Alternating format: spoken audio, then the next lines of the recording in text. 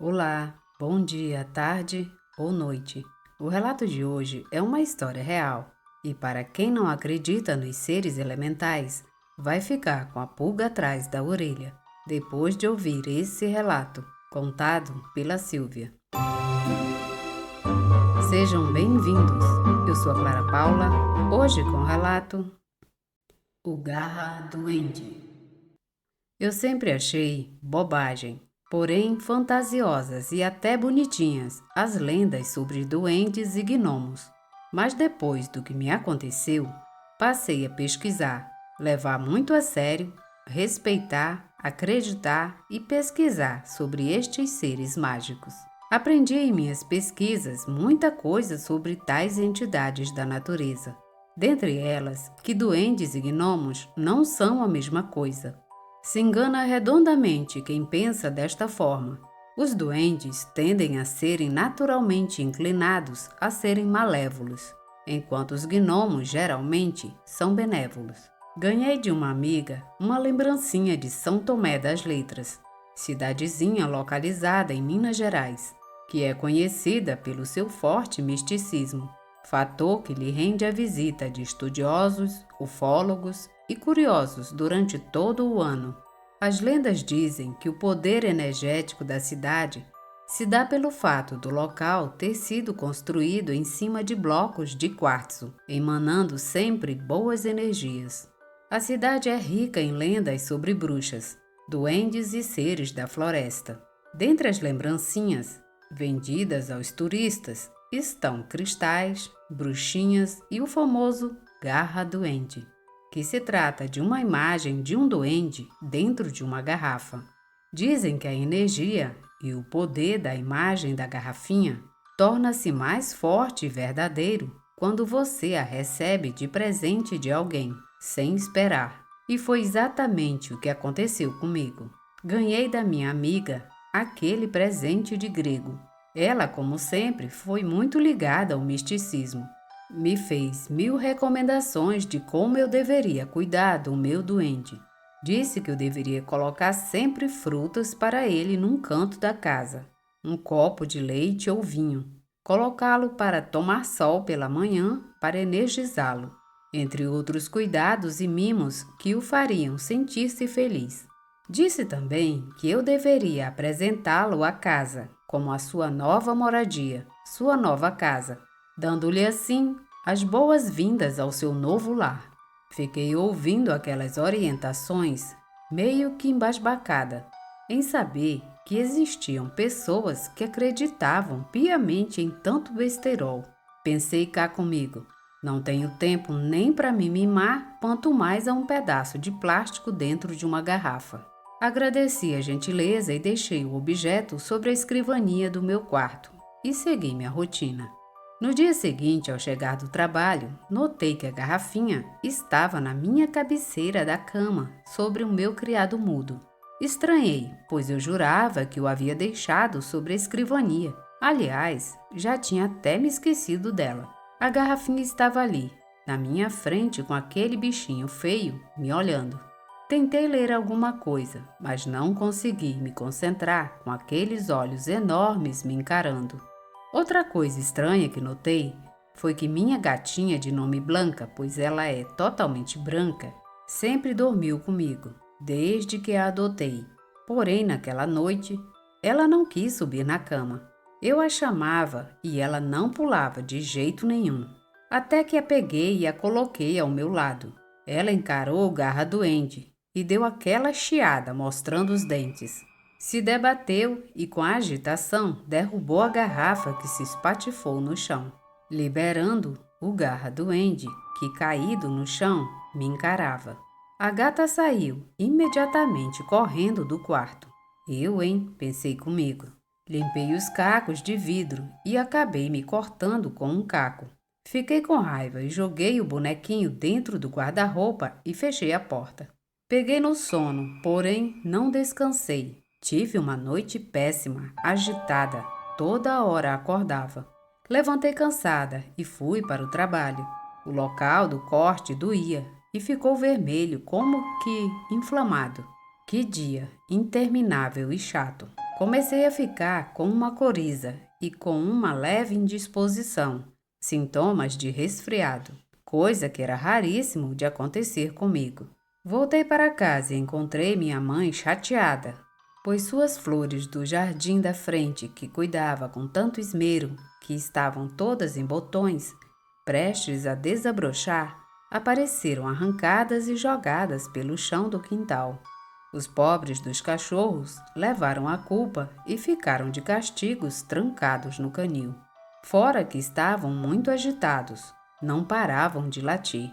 Minha gatinha Blanca nem chegava perto de mim ou entrava no meu quarto, e eu com aqueles sintomas de resfriado que não melhorava. No dia seguinte, quando fomos tomar café, ao colocarmos o leite fervido na mesa para consumirmos, notamos que o mesmo se encontrava talhado. Minha mãe abriu outra caixinha de leite e a mesma também estava talhada. Aquele dia eu não fui trabalhar, pois estava com febre e cansada. Minha gatinha Blanca ficou o dia todo sentada no alto da estante da sala e acompanhava com o olhar o que parecia algo que andava pela casa de um lado para o outro. Aqueles dias estavam sendo atípicos em minha casa. Dias intranquilos, agitados e desconfortáveis.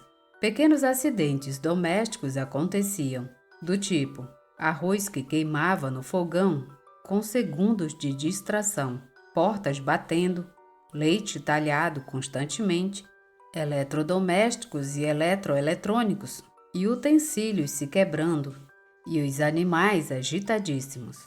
Até minha mãe, que sempre foi um doce de pessoa, estava irritada, ríspida e sem paciência com nada, a ponto até de brigarmos, coisa que nunca havia acontecido. Acordamos com um barulho horrível de gritos da minha gata Blanca, coisas caindo e os cães agitados latindo desesperadamente e uivando muito. A sala estava destruída, os bibelôs de louça da minha mãe quebrados pelo chão, almofadas rasgadas, enfim, tudo revirado, além de muito sangue no chão. Minha gata estava sangrando, muito agitada e respirando com dificuldade. Jogamos um cobertor nela para imobilizá-la e corremos para a emergência veterinária. Havia um corte feio e profundo em seu pescoço. Nem o veterinário soube especificar o que teria feito aquele corte, mas supôs que ela havia travado uma luta com um grande rato, tamanha a lesão apresentada. Ela ficou internada e voltamos para casa para arrumar aquela bagunça.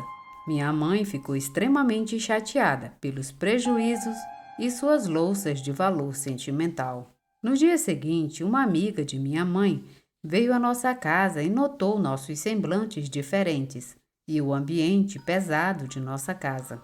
Esta amiga era um bandista e médium.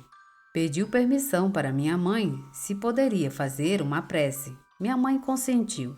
Sentamos à mesa da sala com um copo d'água. Ela acendeu uma vela e pôs-se a rezar. Ela estremeceu e começou a dizer umas palavras com uma voz diferente da dela. Disse para minha mãe que havia uma presença estranha em nossa casa. Uma entidade, um espírito de muito longe, que estava com muita raiva e queria ver nossa intranquilidade. Que era uma entidade, um espírito não humano. Ela se referiu que ele chegou ali por meio de outra pessoa e que teríamos que nos desfazer e livrar nossa casa daquilo.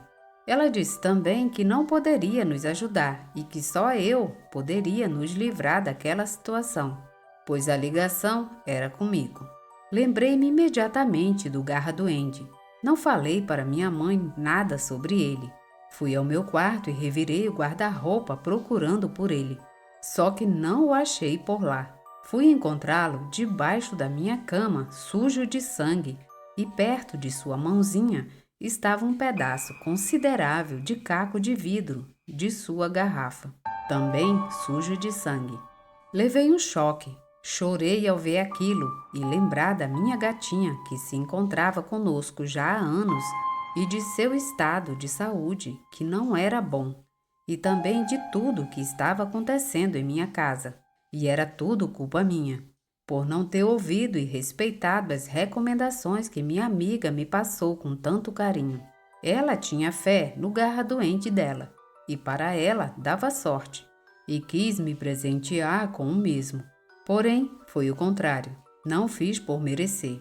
Liguei o computador e comecei a pesquisar muito e ler tudo sobre os seres da floresta, duendes, elfos, gnomos, a sua origem, como cativá-los e agradá-los, e o que os deixavam descontentes. No dia seguinte, aproveitando que minha mãe havia saído para o hospital veterinário, peguei o boneco, o caco de vidro, arrumei uma cesta de frutas bem bonitas, vinho, leite, flores, doces, tudo o que havia lido que agradava a um duende. Coloquei tudo dentro do carro e parti para um local de uma cidade do interior do estado do Rio de Janeiro, que conhecia e onde havia uma linda cachoeira. Lá chegando, escolhi um local perto de uma árvore bem grande e bonita. Estendi uma toalha e arrumei as frutas, o copo de leite, o vinho e os doces. Coloquei o boneco ali ao lado dos agrados e o caco de vidro joguei na cachoeira. Pedi desculpas ao garra duende e me vi conversando com ele e pedindo perdão pelo descaso com o qual eu o tratei. Disse-lhe que o devolvia à natureza e que eu não merecia tê-lo em minha casa. Rezei um Pai Nosso, pedi proteção, fiz o sinal da cruz e deixei o local sem olhar para trás.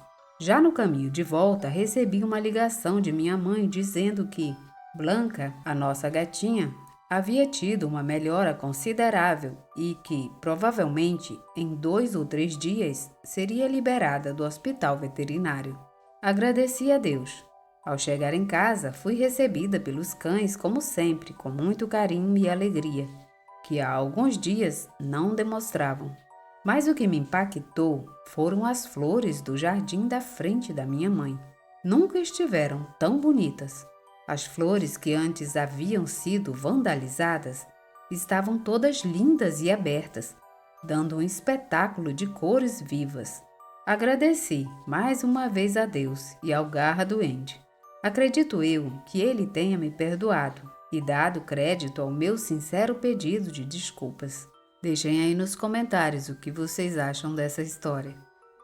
Fim desse relato. Obrigada por ouvir o relato. Se gostaram, deixem seu like, comentem, compartilhem e se inscrevam no canal. Obrigada e até a próxima viagem.